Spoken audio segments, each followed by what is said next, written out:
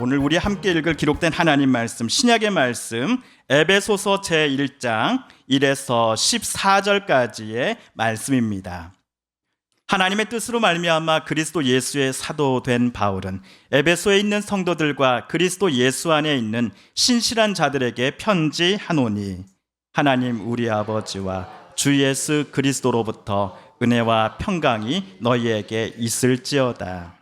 찬송하리로다. 하나님 곧 우리 주 예수 그리스도의 아버지께서 그리스도 안에서 하늘에 속한 모든 신령한 복을 우리에게 주시되, 곧 장세전에 그리스도 안에서 우리를 택하사 우리로 사랑 안에서 그 앞에 거룩하고 흠이 없게 하시려고 그 기쁘신 뜻대로 우리를 예정하사 예수 그리스도로 말미암아 자기의 아들들이 되게 하셨으니, 이는 그가 사랑하시는 자 안에서 우리에게 거저 주시는 바 그의 은혜의 영광을 찬송하게 하려는 것이라.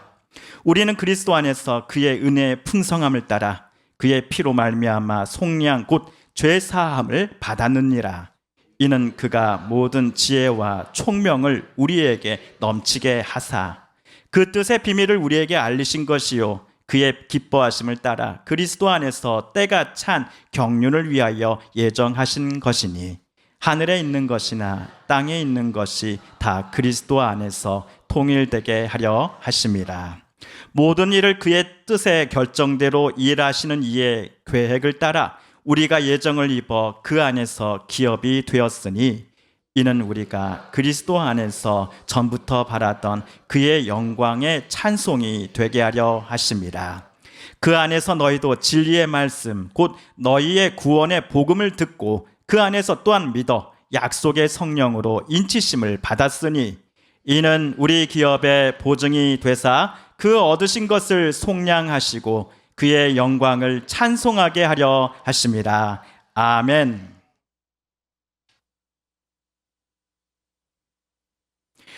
오늘 주일부터 8월 25일 주일까지 총 7주 동안 우리는 에베소서를 묵상하려고 합니다.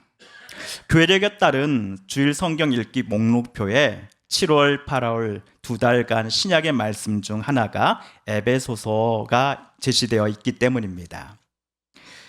에베소서를 어떤 이는 바울 사상의 왕관이다, 또 다른 일은 바울 사상의 진수다라고 칭하였습니다.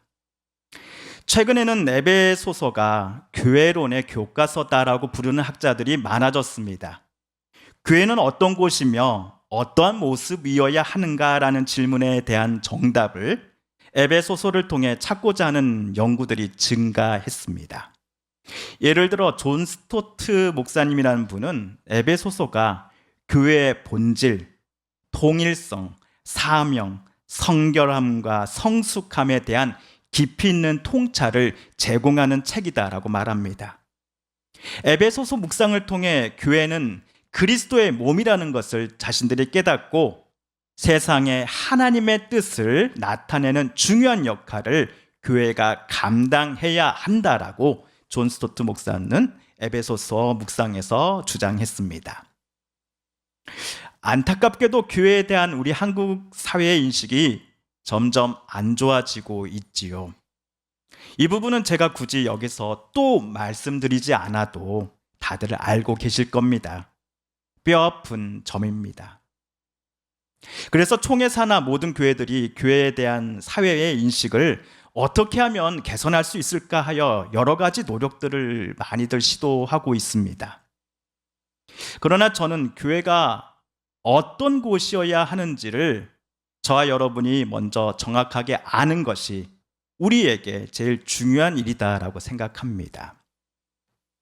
그래서 교회가 어떤 곳인가, 어떠한 교회가 되어야 하는가, 우리는 어떠한 교회를 만들어 가야 하는가와 같은 질문의 답을 저와 여러분이 오늘부터 7주간 읽어나갈 에베소서를 통해 찾아보았으면 좋겠습니다.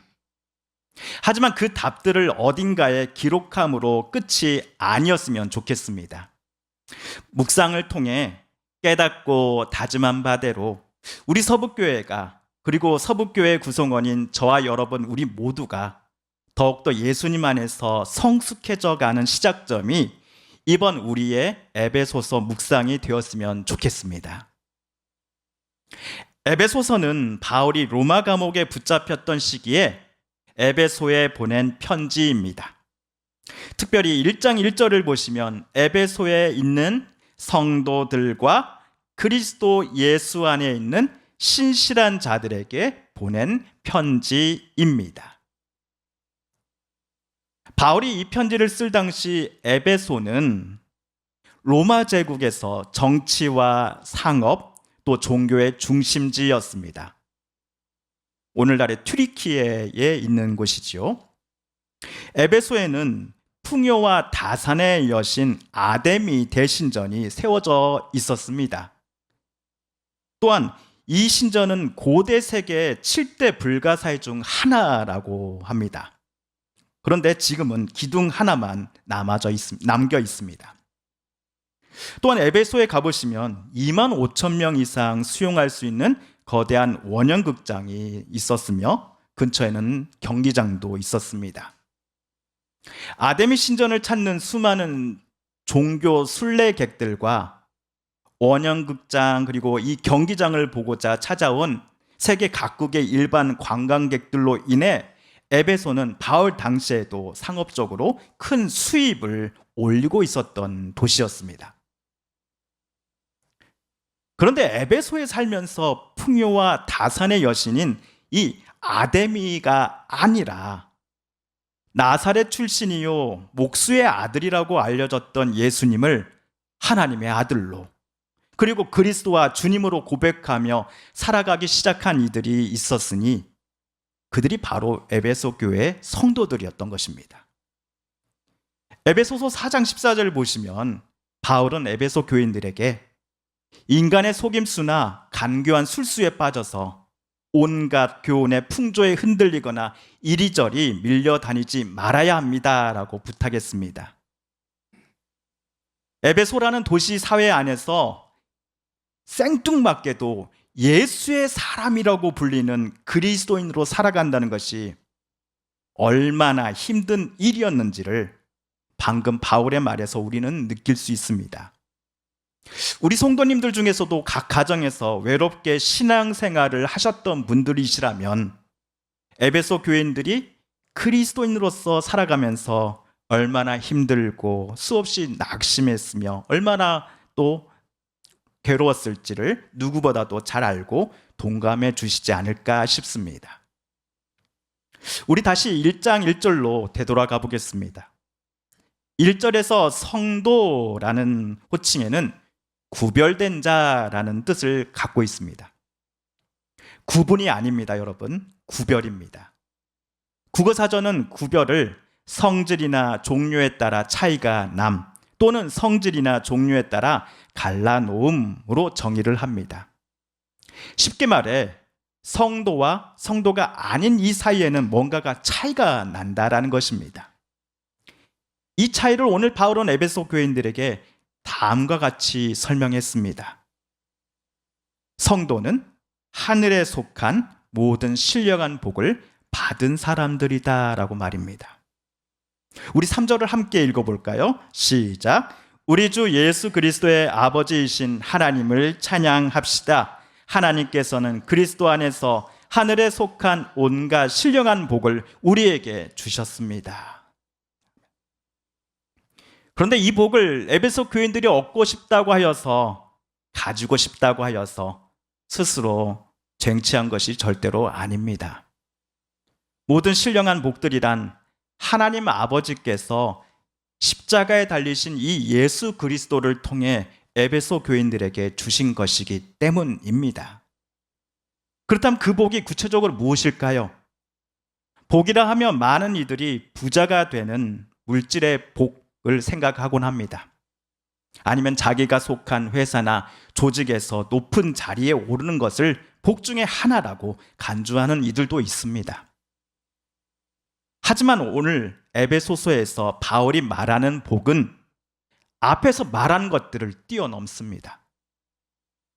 하나님께서 그리스도 안에서 에베소 성도들에게 주신 하늘에 속한 온갖 신령한 복을 바울은 4절과 5절에서 이렇게 설명을 합니다. 함께 읽어볼까요? 하나님은 세상 창조 전에 그리스도 안에서 우리를 택하시고 사랑해 주셔서 하나님 앞에 거룩하고 흠이 없는 사람이 되게 하셨습니다. 하나님은 하나님의 기뻐하신 뜻을 따라 예수 그리스도를 통하여 우리를 하나님의 자녀로 삼으시기로 예정하신 것입니다. 아멘. 에베소 교인 중 누군가는 바울 선생님, 우리가 그리스도인이 된 것이 바울 선생님을 만나 당신이 전한 복음을 들었을 때 그것을 좋다라고 우리가 여겼기에 여기에 모인 우리들이 성도가 된 것 아니겠습니까? 라고 말하는 이가 있었을지 모릅니다. 그러나 이러한 생각에 대해 바울은 아니요 라고 대답합니다. 에베소 교인들이 예수님을 그리스도로 믿고서 그리스도인으로 살아가기 시작한 것보다도 하나님께서 그들을 예수님 안에서 택하시고 사랑해 주심이 먼저이기 때문입니다. 하나님의 선택하심과 사랑하심은 온 세상 만물이 창조되기 이전부터 이미 결정되었다라고 바울은 말합니다. 그리고 더 나아가 그 하나님의 선택이라는 것이 에베소 성도들을 단순히 여러분은 태초부터 내 것이었어 라고 말씀하심이 아니라 태초부터 여러분은 내 아들이요 내 딸이었어 라고 부르시는 선택, 즉 양자 삼음이었다라는 사실입니다.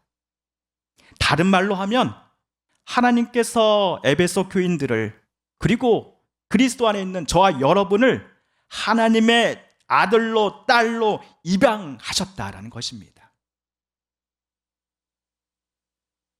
인터넷 신문 오마이뉴스 2024년 6월 26일자에 다음의 제목을 가진 기사 한 편이 올라왔습니다. 몰랐다. 기독교인들이 남몰래 하는 일. 저의 대학부 청년부 시절에 제 담당 목사님께서 이 기사를 찾아 한번 정독해 보라고 추천을 해 주셨습니다. 우선 이 기사를 쓴 기자는 무신론자입니다. 기자는 2022년 보건복지부 통계를 하나 가져와 소개합니다. 통계에 따르면 부모로부터 양육이 포기된 보호 대상 아동이 총 2022년 당시 2289명이었다고 합니다.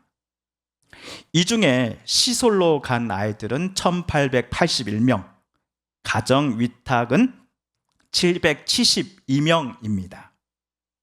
그리고 각 가정으로 입양된, 즉 또 입양된 아이는 166명이었습니다. 전체 2289명 중에 7.2%만이 입양의 선택을 받은 것입니다. 7.2%라는 수치는 우리 사회 구성원들이 입양에 대한 생각이 최근에도 매우 부정적이다라는 것을 말해줍니다. 그런데 이 기자분이 또 다른 통계를 하나 가져와 제시를 합니다. 한국 내 입양 부모 중 그들의 종교를 살펴보니 개신교인이 78.9%라는 것입니다. 방금 입양된 아이들 7.2% 중에서 약 80% 가까이 되는 아이들을 양자로 삼았던 부모님들이 개신교인들이었다는 사실입니다. 이 기자분은 다음과 같이 말을 하며 자기 기사를 마무리합니다. 우리와 가까이 이웃하며 살아가는 많은 개신교인들이 이미 오래전부터 위탁 부모로, 입양 부모로, 또한 미혼모의 후원자로 성경의 말씀을 조용히 실천해 오고 있는 중임을 나는 취재를 하면서 목격할 수 있었다. 무신론자인 나는 우리 주변에 곳곳에 조용하게 서 있는 작은 교회의 부흥을 원한다. 나에게는 없는 하나님이지만 우리나라 대한민국은 여전히 아이들의 하나님이 필요한 사회다라고 기사를 맺습니다. 손양원 목사님께서는 자기 아들을 죽인 자를 양자로 삼았습니다. 또한 제가 과거에 거쳐왔던 교회들 중 한 곳에서 만난 어떤 목사님도 한 아이를 입양하였다라는 소식을 최근에 듣게 되었습니다. 그 목사님이 참으로 좀 대단하다는 생각이 들었습니다. 그러다가 아니지, 그 목사님의 사모님이 더 대단하다는 생각이 들었습니다. 아무리 목사님의 뜻이 있다고 하셔도 사모님께서 결정해 주시지 않았다면 양자 삼음이 과연 결정되었을까 싶었기 때문입니다. 어떻게 이런 일들을 그분들은 하실 수 있을까를 생각해 보면 하염없이 제 자신이 많이 초라해집니다. 저도 같은 목사인데 질풍노도의 청소년 시기를 보내는 중인 이 두 아들놈들과 지내면서 단 하루도 빠짐없이 다투고 씩씩대고 토라지는 아빠 중 한 명이기 때문입니다. 앞에 글을 쓴 기자는 입양 부모 중에 기독교인 부모들이 월등히 왜 많을까라는 질문에 성경이 사랑을 말하고 있으며 그 말씀대로 살려고 하는 기독교인들이 많기 때문 아니겠는가라고 스스로 대답을 했습니다. 염치 없지만 저는 여기 한마디를 덧붙여 봅니다. 하나님께서 우리들을 하나님의 자녀로 양자 삼아 주셨기 때문이다라고 하는 오늘 에베소서 1장 5절을 언급해 보고 싶습니다. 하나님은 성도들을 양자 삼으실 때에 무슨 조건을 달지 않았습니다. 예수 그리스도 안에서 하나님은 성도들에게 당신의 영광스러운 은혜를 6절을 보시면 거저 주셨다, 무조건적으로 주셨다라고 바울은 썼습니다. 우리 사회는 나와 다른 이들을 비교하기를 좋아합니다. 나도 내 자신을 다른 사람과 비교하면서 어떤 때는 스스로 우쭐대기도 하고 때로는 자기 비하에 빠져서 깊은 수렁에 빠져 오랫동안 허우적대기도 합니다. 그러다 보니 우리가 하나님의 자녀로 선택받았으며 하나님의 아들과 딸로 입양되었다라는 것을 매우 의아하게 생각하곤 합니다. 또는 그것은 남의 일이지 내 일은 아니오라고 생각합니다. 남들이 다 나를 대고 비아냥대고 비웃곤 하는데 하나님, 제가 하나님 앞에서 뭐가 예쁜 게 있어서 저를 당신의 자녀로 삼으신단 말입니까? 아니면 내가 그동안 의로운 삶을 살아왔기 때문에 나를 양자 삼으신 것 아니겠어라고 생각하는 이들도 있습니다. 그러나 하나님은 우리를 하나님의 자녀로 선택하고 양자 삼으심이 전적으로 하나님의 조건 없는 은혜 때문이다라고 말합니다. 자기 아들 예수께서 십자가에서 흘리신 피로 말미암아 우리는 죄 용서함을 얻게 되었습니다. 우리에게 하나님은 지혜와 총명을 허락해 주셨습니다. 그리고 하나님께서 예수 그리스도 안에서 미리 세워놓으셨던 그 하나님의 신비와 비밀을 하나님께서 양자 삼으셨던 우리에게, 즉 우리 교회를 안에 구성하고 있는 성도들에게 알려주십니다. 우리 10절을 함께 읽어볼까요? 시작. 하나님의 계획은 때가 차면 하늘과 땅에 있는 모든 것을 그리스도 안에서 그분을 머리로 하여 통일시키는 것입니다. 하나님의 창조 세계가 죄로 말미암아 깨져버렸습니다. 죄로 말미암아 하나님과 사람 사이에, 사람과 또 다른 사람 사이에, 사람과 하나님의 피조물 사이에 금이 가고 서로를 미워하고 파괴하고자 하였습니다. 그러나 하나님은 다시금 그리스도시요 주님이시며 당신의 아들 예수님을 이 땅에 보내셔서 모든 피조물들을 다시 창조의 때로 회복시키고자 하십니다. 우리들 사람들 사이에 깨진 관계를 회복시키고자 하십니다. 나라와 나라 사이에 총칼 대포를 겨누는 것을 내려놓고 용서와 사랑의 악수를 행하기를 원하십니다. 인간의 욕심 때문에 자연을 강탈하고 파괴했던 것을 멈추게 하시고 인간이 다시 자연을 아끼고 사랑할 것을 하나님은 요청하십니다.